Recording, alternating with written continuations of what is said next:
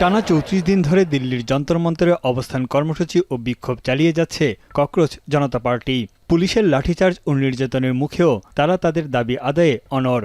প্রতিদিনই দলে দলে শিক্ষার্থীদের সঙ্গে ককরোচ পার্টির সমাবেশে যোগ দিচ্ছেন নানা শ্রেণী পেশার মানুষ। এমন অবস্থায় সংগঠনটির প্রতিষ্ঠাতা অভিজিৎ দীপকে জানান, কেন্দ্রীয় শিক্ষামন্ত্রী ধর্মেন্দ্র প্রধানের পদত্যাগের বিষয়ে কোনো আপোষ হবে না। সরকারের দমনপীড়নের মধ্যেও ককরোচ পার্টি তাদের অহিংস আন্দোলন অব্যাহত রাখবে। हमारा प्रोटेस्ट जैसे चला रहा था वैसे ही चलता रहेगा। हमारा प्रोटेस्ट तब तक वापस नहीं लिया जाएगा जब तक धर्मेंद्र प्रधान का इस्तीफा नहीं होता। और हम चाहते हैं कि सोनम सर अपना अनशन तोड़े। 72 ঘন্টা ময়েশ্চার লক সমৃদ্ধ লিলি হুইপড শিয়া মিস্টিক গ্লোয়িং বডি ওয়াশ। শিয়া বাটারের গুডনেস স্কিন রিপেয়ার করে রাখে সফট ও গ্লোয়িং, ছড়িয়ে দেয় লং লাস্টিং ফ্রেগন্যান্স।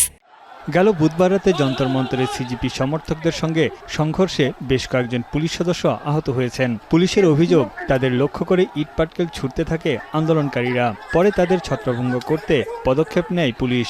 এই ঘটনায় কয়েকশো অজ্ঞাত আসামি করে 10টি অভিযোগ গঠন করা হয়। নিরাপত্তার সংখ্যায় জোরদার করা হয়েছে কড়া নিরাপত্তা ব্যবস্থা। সমাবেশের আশপাশে বন্ধ করে দেয়া হয়েছে ইন্টারনেট পরিষেবা। আন্দোলন দমাতে মোদী সরকার এই পদক্ষেপ নিয়েছে বলে অভিযোগ ককরোচ জনতা পার্টির। চলমান বিক্ষোভের জেরে বন্ধ করে দেয়া হয়েছে দিল্লির 16টি মেট্রো স্টেশন। পরবর্তী নির্দেশনা না দেওয়া পর্যন্ত এইসব স্টেশন বন্ধ রাখার কথা জানিয়েছে দিল্লি মেট্রো রেল কর্পোরেশন।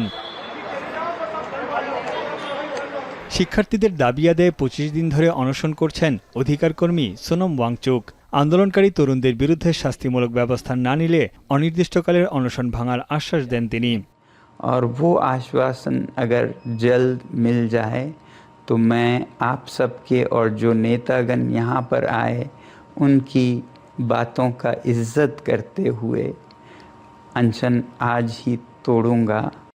চলমান বিক্ষোভের মুখে শিক্ষার্থীদের উদ্দেশ্যে প্রধানমন্ত্রী নরেন্দ্র মোদী বলেন, তরুণদের কল্যাণ ও ভবিষ্যৎ নিশ্চিত করা সরকারের সবচেয়ে গুরুত্বপূর্ণ বিষয়।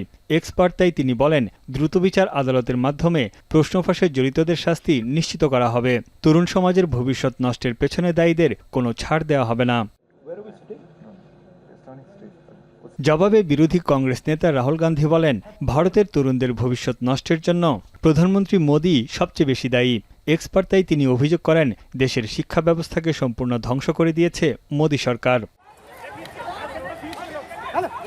এদিকে শিক্ষার্থীদের উপর হামলার বিষয়ে আবেদন শুনতে বুধবার অস্বীকৃতি জানায় ভারতের সুপ্রিম কোর্ট।